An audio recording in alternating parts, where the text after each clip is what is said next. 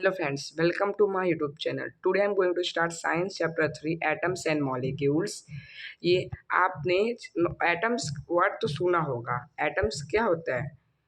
Matter जिससे बने होते हैं, जिससे मैटर बने होते हैं उसको हम एटम्स कहते हैं। तो जो इंडियन और ग्रीक फिलोसोफर्स थे वो हमेशा आश्चर्यचकित होते थे, वंडर होते थे हाउ मतलब मैटर दिखता कैसे है, मैटर किससे बना है।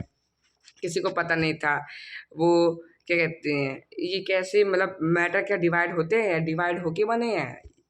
तो अराउंड 500 बीसी से पहले ये आइडिया आया कि हाँ होते हैं। एंड इंडियन फिलोसोफर जो महर्षि थे उन्होंने ये पॉस्टुलेट किया, if we going on divide matter, अगर हम मैटर को पदार्थ, हिंदी में पदार्थ बोलते हैं मैटर को, डिवाइड करें तो हम we shall get smaller and smaller particle, ultimate stage will come when we come across the smallest particle beyond which further division will not possible।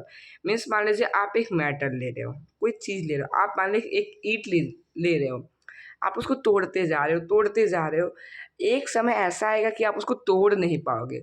जो तोड़ नहीं पाओगे वो क्या होगा? एटम होगा। आप उसको एटम्स कह सकते हो। उसको उन्होंने परमाणु परमाणु नाम दिया।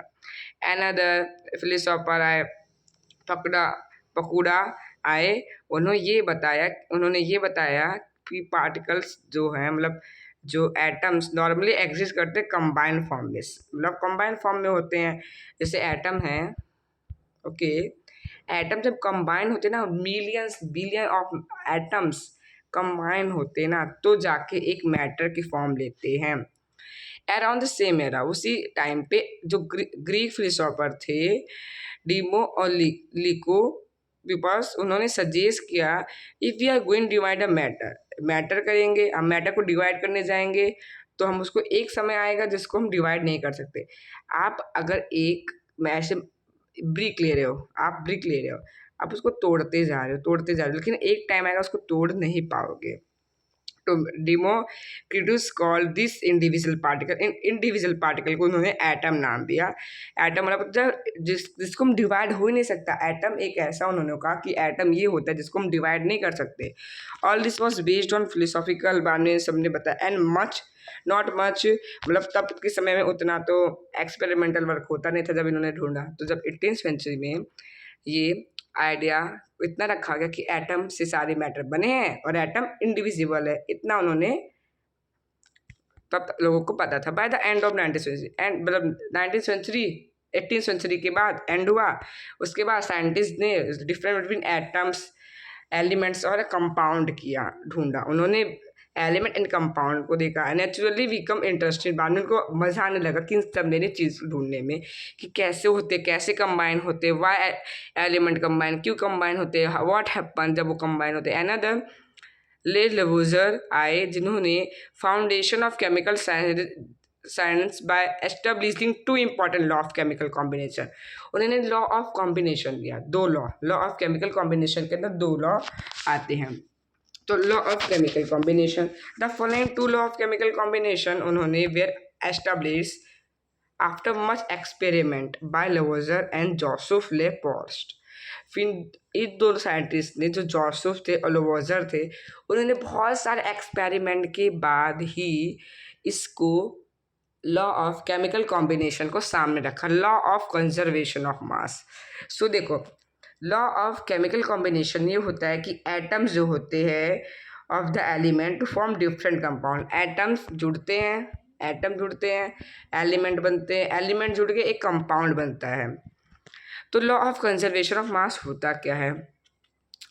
Is a change in mass when a chemical change take place. क्या कोई जब केमिकल रिएक्शन होता है तो क्या उनके में, उनके मास या वेट में कुछ चेंज होता है? तो ये हम चलिए देखते हैं। So law of conservation of mass ये होता है कि mass can neither be created nor be destroyed in a chemical reaction. So जो लॉ ऑफ कंजर्वेटिव मास ये कहता है कि आप उसको बना भी नहीं सकते हो, एटम को आप बना नहीं सकते हो, और उसको डिस्ट्रॉय नहीं कर सकते हो। और इसका दूसरा भी, इसको हम कंजर्वेशन ऑफ मास ये भी होता है कि टोटल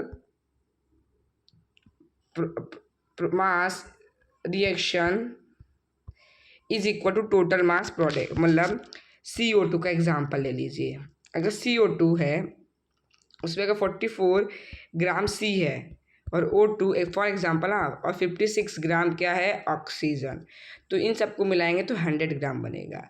अगर 44 ग्राम कार्बन नहीं रहा तो वो कुछ और ही फॉर्म होगा। तो मतलब कि केमिकल रिएक्शन अगर मान लीजिए C है, CO2 पूरा मिला के 100 ग्राम दे रहा है, तो उसमें C कितना होगा 44 है और ऑक्सीजन कितना है 56 है। इन दोनों को मिलाएंगे तो 100 ग्राम बनेगा। Means total mass of product is equal to total mass of reactant जब कंबाइन होते हैं। Law of constant proportion, Lavoisier along with other scientist noted that many compound will compose of 2 और मोर एलिमेंट। बहुत सारे जो compound है वो 1 या 2 एलिमेंट के कंबाइन से कंपाउंड बने हैं। And E such compound the same element, और सेम एलिमेंट है और सेम एलिमेंट सेम प्रपोर्शन में है। In a compound such as water, the ratio of the mass of hydrogen to the mass of oxygen is always 1:8. Means hydrogen और oxygen का जो वो होगा रेशियो वो सेम होगा। H2O का रेशियो हमेशा सेम होगा, 1:8 ही होगा। What ever the source of water, कैसा भी वाटर हो 1:8 ही होगा। This is 9 gram of water is decompose. इसका मतलब अगर आप 9 ग्राम ऑफ वाटर लेते हो ना, 9 ग्राम ऑफ वाटर लेते हो तो उसमें 1 ग्राम क्या होगा हाइड्रोजन और 8 ग्राम क्या होगा ऑक्सीजन होगा। ओके, तो अब आप सोचोगे कि ये 1 और 8 कहाँ से आया। एटॉमिक नंबर H का 1 होता है, ऑक्सीजन का क्या होता है 8 होता है। ओके, इसकी वजह से तो 1 ग्राम ऑफ हाइड्रोजन होगा। अगर 9 ग्राम ऑफ वाटर लेते हो, वाटर में 9 ग्राम पानी लेते हो, उसमें 1 ग्राम क्या होगा हाइड्रोजन और 8 ग्राम ऑक्सीजन होगा, आपको हमेशा मिलेगा। Similarly in ammonia nitrogen hydrogen जो है वो हमेशा प्रेजेंट होते सेम रेशियो में। नाइट्रोजन और हाइड्रोजन, नाइट्रोजन उसमें N2H3 ऐसा कुछ होगा। ओके, तो देखिए 14 NH3 होगा, तो 14 जो है एटॉमिक मॉलिक्यूलर मास है। देखो एटॉमिक मास और मॉलिक्यूलर मास में अंतर है। एटॉमिक मास जो अगर मान लीजिए किसी का 1 होगा तो उसका मॉलिक्यूलर मास ज़्यादातर उसका दुगना ही होगा। तो एटॉमिक मास नाइट्रोजन का 7 है तो उसका मॉलिक्यूलर मास क्या हुआ 14, और हाइड्रोजन उसमें 3 है तो H3 है, तो 1 × 3 तो इसलिए 4:3 उसका आएगा। अगर 14:3 नहीं बन रहा है तो वो कुछ और ही कंपाउंड होगा। अगर 14:3 होगा तो अमोनिया ही बनेगा। This lead to the law of constant proportion में ये बताया गया है, इसको हम डिफिनाइट प्रपोर्शन भी कहते हैं। This law of status value Proust ने दिया था। In chemical substance the element are always present in definite proportion by mass. Means element जो होंगे ना वो हमेशा डिफिनाइट प्रपोर्शन में होंगे अपने मास के साथ। अगर 1/8 मास से ही वाटर बनेगा, ओके 1/8 के मास से वाटर बनेगा, 2/8 से वाटर फॉर्म नहीं होगा। ओके, अगर उसमें 1/8 होगा तो ही बनेगा। The next problem face by scientist था कि उनको अप्रोप्रिएट एक्सप्लेनेशन इन लॉ का नहीं मिला था। तो जो ब्रिटिश केमिस्ट जो जॉन डेल्टन थे उन्होंने थोड़ी बेसिक थ्योरी दी। डेल्टन पे आइडिया किया कि जो डिजिबिलिटी होती है मैटर की which was still then just a philosophy, he took the name atom. उन्होंने एटम नेम लिया जो ग्रीक ने दिया था। उन्होंने कहा कि सबसे स्मॉलेस्ट पार्टिकल मैटर है वो एटम है, एटम से कोई भी छोटा पार्टिकल नहीं है। His theory was based on law of chemical combination. उनकी जो थ्योरी थी वो केमिकल कॉम्बिनेशन पे बेस्ड थी। Dalton atomic theory provide explanation of for law, ये उसकी एक्सप्लेनेशन देते हैं। तो ये देखिए कंजर्वेशन ऑफ मास और लॉ ऑफ डिफरेंट प्रपोर्शन। जो जॉन डेल्टन थे वो पुअर फैमिली में, वीवर फैमिली में पैदा हुए थे 1766 में इंग्लैंड में। According to Dalton atomic theory it is very important, आप इसको लर्न कर लीजिए, आपके एग्जाम में 3 से 5 मार्क्स में आएगा। वेदर एन एलिमेंट हो, कंपाउंड हो या मिक्सचर हो, ये सब किससे बने हैं एटम से बने हैं। आप जितनी चीज़ देख रहे हो अपने आजू बाजू वो एटम से बना, चाहे आप हो, कोई थिंग्स हो, नॉन लिविंग हो, लिविंग हो, एटम से वो सब बने हैं। All matter is made up of very thin particle called atoms which participate in chemical reaction. तो इनका पहला ये पॉस्टुलेट है, पहले पॉस्टुलेट में ये इन्होंने बताया कि वेरी थिन पार्टिकल मैटर किससे बने, बहुत टाइनी पार्टिकल से बने, उनको हम एटम्स कहते हैं, छोटे छोटे पार्टिकल से बने, इसको हम इमेज कर पाएंगे, खाली उसको कभी हम देख नहीं सकते। एटम ऑफ इलेक्ट्रॉनिक कंपाउंड से भी नहीं देख पाओगे। एटम आर इनडिविजिबल, वो डिविजल नहीं है, वो डिविजल नहीं हो सकते। Which can not be created, जिसको हम क्रिएट नहीं कर सकते और डिस्ट्रॉय नहीं कर सकते। Atom of given element, atom जो है हमेशा जो गिवन एलिमेंट है वो आइडेंटिकली ही होगी मास में और केमिकल प्रॉपर्टीज़ में। मीन्स अगर मान लीजिए आप ऑक्सीजन लेते हैं, इसका एटॉमिक नंबर कितना है, फॉर एग्जांपल 8 है, कभी भी इसका एटॉमिक नंबर 9 नहीं होगा। सेम एलिमेंट में सेम एलिमेंट जो होगा उसका सेम ही होगा। उसका मॉलिक्यूलर मास कितना होगा ऑक्सीजन का, मैंने आपको बताया था, एटम मास अगर 8 होगा तो उसका दुगना करेंगे, उसका मॉलिक्यूलर मास निकलता है तो उसका मॉलिक्यूलर मास 16 होगा। एटम ऑफ डिफरेंट एलिमेंट अलग अलग, जैसे ऑक्सीजन का 8 है, बाद में नाइट्रोजन का 6 है, 7 है, ऑक्सीजन का 8, नाइट्रोजन का 7 और कार्बन का 6 है, मान लीजिए। तो ऐसा नहीं है कि अरे नाइट्रोजन का 8 हो जाएगा, ऑक्सीजन का 7 हो जाएगा। डिफरेंट एलिमेंट, डिफरेंट मास और उनके केमिकल प्रॉपर्टीज होगी। एटम कंबाइन होते हैं रेशियो में, वो छोटे से एक कंपाउंड बनाते हैं। जैसे मान लीजिए एक हाइड्रोजन कंबाइन हो रहा है और 2 ऑक्सीजन कंबाइन हो रहे हैं, एक हाइड्रोजन 2 ऑक्सीजन, ये कंबाइन होके क्या बनेंगे,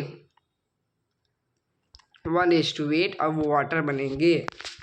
the relative number and kind of atom are consonant, जो रिलेटिव नंबर होगा उनका और काइंड ऑफ एटम होगी वो हमेशा कांस्टेंट में ही मौजूद रहेंगे गिवन कंपाउंड में।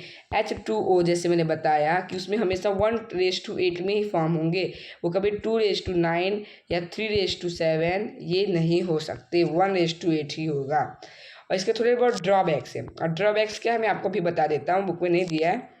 ड्रॉबैक इसके ये हैं कि एटम्स जो है ना वो सबसे छोटा पार्टिकल नहीं है। क्योंकि जो एटम है ना वो उससे भी छोटे पार्टिकल से बने हैं, प्रोटॉन, इलेक्ट्रॉन और न्यूट्रॉन, इन 3 पार्टिकल से ये बने हैं, प्रोटॉन, इलेक्ट्रॉन और न्यूट्रॉन। तो एटम को हम कंसीडर नहीं कर सकते सबसे स्मॉलेस्ट पार्टिकल। और एक और ड्रॉबैक्स है, जो सेम एलिमेंट जैसे मैंने कहा ना ऑक्सीजन का 8 ही होगा, लेकिन कहीं ऑक्सीजन की बात नहीं कर रहा हूँ, कोई एलिमेंट हैं जैसे उनके 2 हैं, उनका मान लीजिए ऑक्सीजन का 8 भी हो सकता है और ऑक्सीजन का 9 भी हो सकता है, ऐसा मान लीजिए, लेकिन ऑक्सीजन का 8 ही होता है, बस फॉर एग्जांपल मैं बता रहा हूँ। तो दूसरा ड्रॉबैक क्या हो गया, एटम ऑफ सेम एलिमेंट में है डिफरेंट मास हो सकते हैं, और जो डिफरेंट एलिमेंट है जैसे नाइट्रोजन का मैंने आपको बताया 7 और ऑक्सीजन का 8, नाइट्रोजन का भी 8 नहीं हो सकता, ऑक्सीजन का भी 7 नहीं हो सकता, लेकिन बहुत कम है कि ऐसा हो सकता है, बहुत कम है लेकिन होता है। तो उनके ड्रॉबैक्स हैं कि पहला ड्रॉबैक्स क्या है, एटम्स को हम कंसीडर नहीं कर सकते स्मॉलेस्ट इंडिविजुअल पार्टिकल में, क्योंकि एटम्स खुद किसी से बने होते हैं, electron, proton and neutron. Okay, ये हो गया। एंड देन अब आते हैं व्हाट इज एटम, एटम है क्या। Have you ever observe a mason building, आपने कभी मैसॉन बिल्डिंग देखी है, वॉल देखा है, फ्रॉम दिस वॉल, मान लीजिए आप एक बिल्डिंग ले रहे हो, बिल्डिंग की वॉल देखो, वॉल से रूम देखो, देन कलेक्शन ऑफ रूम, फिर कलेक्शन ऑफ रूम एक बिल्डिंग बनाती है। तो what is the building block, building block क्या है, एक ह्यूज बिल्डिंग है। What about the building block, जो एंट हिल है वो क्या है, वो एक ग्रेन ऑफ सैंड है। Simply the building block of all matter, जो बिल्डिंग ब्लॉक्स है मतलब एटम्स एक के ऊपर ऐसे जुड़ के एक पूरा मैटर बनाते हैं। और एटम की डेफिनेशन क्या होती है, atom is the smallest portion of a matter which can take part in chemical reaction, it may or may not exist independently. Means atom एक छोटा सा मैटर का पार्ट है जो केमिकल रिएक्शन में पार्ट लेता है और वो इंडिपेंडेंटली एग्जिट करता भी है और नहीं भी करता है। How big are atom, atom कितने बड़े हो सकते हैं। Atoms are very small, atom तो बहुत छोटे होते हैं। They are smaller than anything, हम सोच भी नहीं सकते, कंपेयर भी नहीं कर सकते कि वो इतने छोटे होंगे। More than a million of matter, मैंने आपको बताया ना मिलियन बिलियन एटम मिलके आपकी जो थिक मोटी सी सीड पेपर बनाते हैं, जो आपका पेपर है ना उसके अंदर आपको मिलियन से बिलियन एटम मिलेंगे, लेकिन आप उनको देख नहीं सकते। एटॉमिक रेडियस जो है मेजर किया है नैनोमीटर में, 1 metre is equal to 10⁹ nm। Okay, relative size atom of hydrogen, मतलब इन सब का एग्जांपल है। हाइड्रोजन का एटम इतना होता है 10⁻⁻10। फिर 10⁻9 मॉलिक्यूल ऑफ वाटर, हीमोग्लोबिन का 10⁻8, ग्रीन ऑप्शन का 10⁻4, एंड का 10⁻⁻3 और एप्पल का 10⁻1 होता है नैनोमीटर में। सो देखिए an image of surface of silicon, आप भी सिलिकॉन में देखिए, आपको ये मान लीजिए इमेज है ना, ऐसा ये रियलिटी नहीं है। देखिए आपको जो डॉट डॉट डॉट डॉट दिख रहे हैं ना, dot dot dot dot dot dot dot, ये डॉट डॉट आप समझिए एटम है। What are the modern day symbol of atom of different element. So हर एलिमेंट को ना एक सिंबल दिया है। जैसे हम ऑक्सीजन को, हम पूरा ऑक्सीजन नहीं लिखते, हम ऑक्सीजन को O लिख देते हैं, तो ये इसका सिंबल है। कार्बन को हम C लिख देते हैं, नाइट्रोजन को N लिखते हैं, हीलियम को H, बेरिलियम को B। क्यों करते हैं ऐसा। तो डेल्टन जो फर्स्ट साइंटिस्ट थे जिन्होंने सिंबल दिए थे थोड़े बहुत, when we use a symbol for an element, so मतलब जब एलिमेंट के लिए सिंबल यूज करते हैं ना, तो उसका मतलब उसका डिफरेंट क्वालिटी भी होता है वो एलिमेंट का। That is one atom of that element. फिर दूसरे साइंटिस्ट भी है बर्जूलिस, जो उन्होंने सजेस्ट किया, उन्होंने भी अपना 1 और 2 लेटर बनाए एलिमेंट के। ये देखिए ये डेल्टन एटॉमिक थियरी, मतलब डेल्टन ने दिया ये हाइड्रोजन का डॉट, फिर ये कार्बन का अंदर ऐसे ऐसे ग्रे कलर का, फिर ऊपर से ये ऑक्सीजन का कुछ भी नहीं। पर लेकिन हम ये सिंबल यूज़ नहीं करते, तो उसके बारे में हमें उतना पढ़ना नहीं है। ये रह गया है। We might think that if atom are so in, हम सोच सकते हैं इतने छोटों से, तो why should we care about them, हमें केयर क्यों करना चाहिए, क्योंकि पूरी दुनिया ही एटम से बनी है। अगर एटम नहीं होंगे तो हम भी नहीं होंगे, उनको देख नहीं सकते हैं, उनको अफेक्ट नहीं कर सकते हैं। और मॉडर्न टेक्निक, अभी भी मॉडर्न जो टेक्निक है ना, वो हमें एटम्स को नहीं दिखा सकती है। Technology are so advance but they have not allowed to see a atom, वो एटम अभी भी नहीं देख सकते। In the beginning of name of element हम देखा कि for the first time, for the example, the name of copper were taken from क्रेओपस, क्रेओपस से कॉपर का नाम लिया गया है। सब नेम वे टेकन फ्रॉम, थोड़े बहुत कलर से लिए गए। फॉर एग्जाम्पल गोल्ड जो है वो English word meaning yellow colour से लिया गया है। Now what is IUPAC, IUPAC एक international union paper and applied chemistry है, जो इंटरनेशनल साइंटिफिक ऑर्गेनाइजेशन है, जो सारे एलिमेंट, सिंबल और यूनिट्स के नेम देता है। आयुपेक, हम आयुपेक के ही सिंबल्स को आज हम लिखते हैं। उन्होंने ही ऑक्सीजन का वो दिया है, उन्होंने ही नाइट्रोजन का N दिया, उन्होंने कार्बन का C दिया है, आयुपेक ने, international union of paper and applied chemistry. फिर many of symbol of the first one और द सेकेंड लेटर। मान लीजिए पहला हाइड्रोजन का H है, देखिए उन्होंने कहा कि हर वर्ड का पहला वर्ड उसका क्या होगा, हाइड्रोजन होगा। ये मान लीजिए हाइड्रोजन है और ये हीलियम है, आपको मैं एग्जाम्पल दे रहा हूँ। सो उन्होंने कहा कि हर वर्ड, हर सेंटेंस का पहला वर्ड उसका क्या होगा, एलिमेंट का सिंबल होगा। लेकिन देखिए सेम टू सेम है, तो H तो हो नहीं सकता। तो उन्होंने कहा अगर कोई 2 सिमिलर वर्ड है तो हम एक का दूसरा भी ले लेंगे, तो H is equal to helium और H हाइड्रोजन। और हमारा पहला वर्ड हमेशा कैपिटल रहता है और सेकेंड अगर हम लेते तो वो स्मॉलेस्ट ही रहता है। ओके देखिए पहला लेटर कैपिटल रहता है और सेकंड लेटर हमेशा लोअर में रहता है। देखिए for example hydrogen H, aluminium Al, पहला वर्ड कैपिटल, दूसरा वर्ड स्मॉलेस्ट, Al नहीं हो सकता। ओके आप कभी उसमें दोनों को कैपिटल में नहीं लिख सकते। कोबाल्ट को CO होगा, नॉट CO। देखिए आप पहले वर्ड को कैपिटल छोटे का, दूसरा छोटा होगा। Symbol of element are form by the first letter of name and letter, उसके नेम का पहला लेटर होगा। Appearing letter in the name, example of chlorine, chlorine का Cl, जिंक्स का Zn, ओके, ये सब थोड़ा एग्जाम्पल है। Other symbol has been taken Latin से, जर्मन और ग्रीक से लेके। For example symbol of iron, iron का एफ ही है, फ्रॉम इट्स लिटेन नेम फ्यूडम। देखिए उसका नेम फ्यूडम है, इसके वजह से उसको एफ ही लिया गया। आयरन तो आई से स्टार्ट होता है, लेकिन जो आयुपेक ने ना नेम दी है ना उसके ऊपर से, और रियल नाम क्या है उसका, साइंटिफिकली नाम क्या है, फ्यूडम ही है।